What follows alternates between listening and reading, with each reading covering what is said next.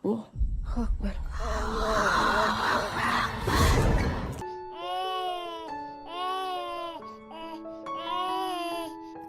Hari itu adalah hari di mana semua umat muslim merayakan kemenangan setelah 1 bulan penuh melaksanakan puasa. Semua bersuka cita, termasuk Hilda dan Roni, suami istri yang sudah 12 tahun membina rumah tangga. Kebahagiaan senantiasa menyelimuti mereka. Hanya saja kebahagiaan mereka kurang sempurna, lantaran belum adanya momongan di tengah keharmonisan Roni dan Hilda. Segala upaya terus dilakukan untuk berikhtiar, hanya saja waktu belum menunjukkan hasil yang memuaskan. Cibiran demi cibiran dari keluarga suami sering Hilda dengar. Dia pun mencoba diam, meski hatinya terluka. Di umurnya yang tak muda lagi, membuatnya pasrah jika memang tak ada garis keturunan di keluarganya. Roni adalah laki-laki yang setia. Baik buruknya pasangannya, dia terima dengan lapang dada. Sebagai seorang istri, Hilda merasa bukan wanita yang sempurna. Tapi dengan kelembutan sang suami, Hilda merasa dialah wanita paling sempurna. Hingga suatu hari tak sengaja Hilda bertemu dengan sahabat lamanya, Ratna. Dialah teman paling kocak sewaktu sekolah dulu. Ratna yang dulu berpenampilan cuek, kini berubah menjadi wanita sosialita yang modern di kota metropolitan. Suami Ratna yang berprofesi seorang pengacara menjadikan hidupnya bergelimang harta. Lama tak bertemu, mereka pun asik ngobrol hingga lupa waktu. Dari awal pertemuan itulah, kini Hilda dan Ratna saling meluangkan waktu untuk sekedar minum kopi atau ngobrol-ngobrol. Hubungan yang dulu sempat renggang kini terjalin erat kembali. Karena merasa nyaman dengan Ratna, Hilda pun mengutarakan isi hatinya untuk memiliki momongan. Sebagai seorang wanita, Ratna ikut prihatin karena ternyata Ratna juga mengalami hal yang sama.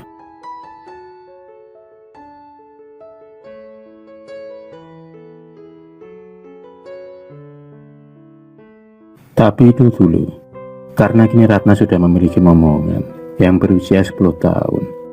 Karena penasaran, Hilda pun mendesak Ratna untuk memberikan tips dan cara agar memiliki keturunan. Dari kisah Ratna itulah petaka Hilda dimulai. Ratna terpaksa menceritakan, awalnya dia bertemu dengan Madam yang seorang wanita Tionghoa yang mempunyai kekuatan supranatural. Alkisah Madam Wong adalah penganut ajaran sesat, di mana benda mati bisa dimasuki roh-roh makhluk gaib. Benda-benda mati itu dipercaya mampu mengabulkan semua keinginan kalau dia digunakan menurut kepercayaan Madam Wong. Benda mati tersebut mampu memberi spirit hidup. Entah mengapa, Hilda begitu terbius dengan cerita Ratna.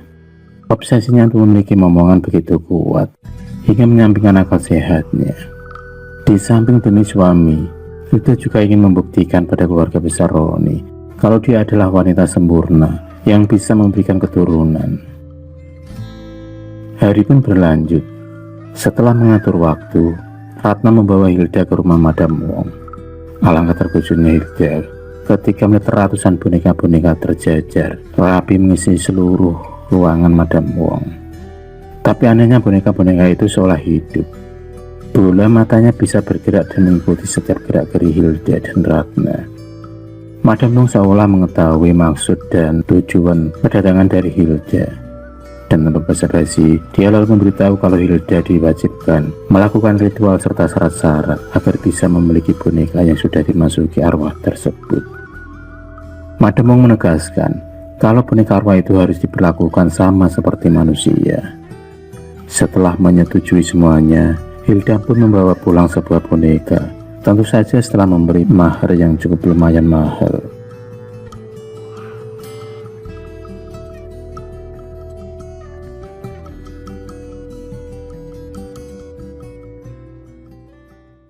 Sekilas boneka itu sangat lucu dan mempunyai mimik wajah yang begitu menyerupai bayi. Tentu saja Hilda sangat antusias dalam merawatnya. Boneka yang diberi nama Loli itu selalu dibawa kemana Hilda pergi. Entah kebetulan atau tidak, 4 bulan setelah itu Hilda pun hamil. Perasaannya begitu senang. Terlebih Roni yang sudah belasan tahun mengharapkan kehadiran si buah hati. 9 bulan 10 hari, akhirnya tangisan seorang bayi terdengar juga di rumah Hilda. Bayi mungil dan lucu itu mampu membuatnya menangis karena bahagia. Malam itu benar-benar malam paling bersejarah dalam hidupnya. Tapi tidak untuk malam-malam berikutnya. Tanpa disadari malapetaka baru akan dimulai, karena malam-malam bahagia akan berubah menjadi malam paling mencekam. Malam itu tak sengaja Hilda terbangun karena mendengar tangisan dari anaknya. Dia mengira kalau si bayi haus atau lapar. Dengan mata yang masih sedikit terpejam, dia pun meraih anaknya untuk dipanggung. Baru saja Hilda membuka sedikit matanya, dia pun berteriak histeris saat melihat boneka arwahnya melotot dengan mata yang berdarah-darah. Tapi anehnya apa yang dilihatnya tidaklah sama seperti yang dilihat oleh Roni. Bahkan Roni melihat tak ada apa-apa dan boneka arwah itu masih tertata rapi di sudut kamarnya. Sedangkan bayi kecilnya tampak tertidur dengan pulasnya. Malam berganti malam. Hilda merasa kegelisahan. Ada sepasang mata yang terus mengawasi tingkahnya. Bahkan menimang bayinya pun dia merasa aura panas di dalam kamarnya.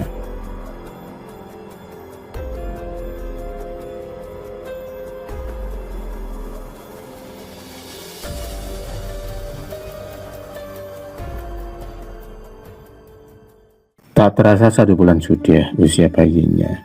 Perasaan sayangnya melebihi apapun. Tanpa disadari dia telah mengabaikan boneka arwah yang harus rutin diberi sesajen.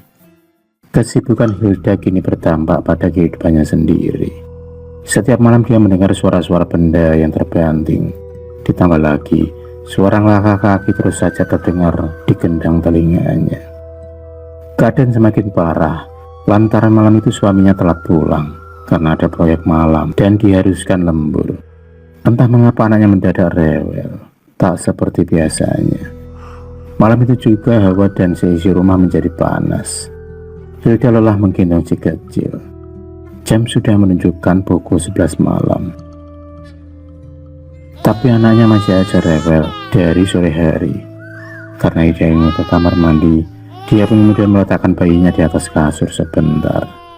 Dan 5 menit setelah itu, lututnya seolah tak bisa digerakkan. Mulutnya tak bisa berkata saat ia melihat bayinya itu berlumuran darah. Dan ada boneka arwah yang mencoba menghisap leher bayi tersebut. Sulit dipercaya, benda mati itu dapat bergerak dan berjalan, bahkan mencoba menghisap darah anaknya. Malang tak dapat ditolong. Bayinya meninggal seketika dia kehabisan darah. Dan untuk boneka arwah itu sendiri telah kembali pada tempatnya. Tak ada yang menerima cerita Hilda. Bahkan suaminya sendiri tak mempercayainya. Dia menganggap Hilda tak pantas menjadi seorang ibu. Dia dianggap lalai hingga akhirnya dia pun diceraikan oleh Roni. Hilda pun kemudian murka kepada boneka arwah itu. Karena dari boneka mati itulah dia mendapatkan kesialan seperti ini.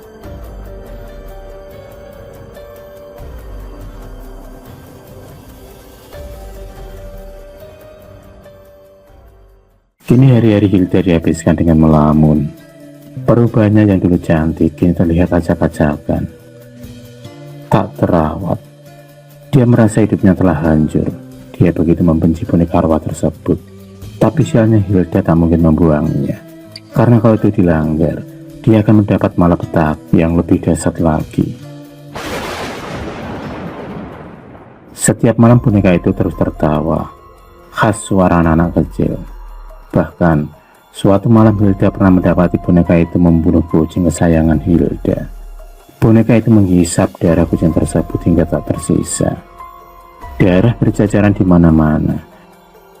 Semakin lama Hilda merasa stres. Madam Wong tak lagi menepati rumahnya. Sedangkan Ratna sendiri telah meninggal 2 bulan yang lalu. Hilda tak tahu harus dengan cara apa untuk menghentikan kegilaan semua ini. Dia tak ingin terus-menerus terjerat dalam rayuan iblis. Dia pun terus berjalan hingga sampailah di depan sebuah pondok pesantren. Seorang ustazah mau menampungnya saat itu.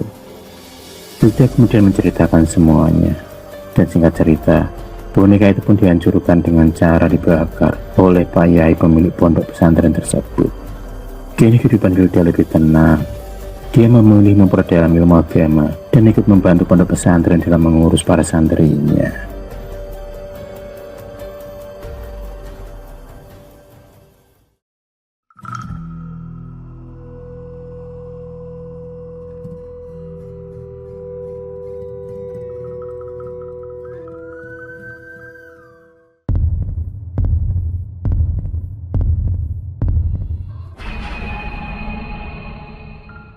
Terima kasih sudah menonton video cerita bergambar ini. Klik subscribe untuk terus berlangganan video-video cerita bergambar selanjutnya. Semangat berkarya.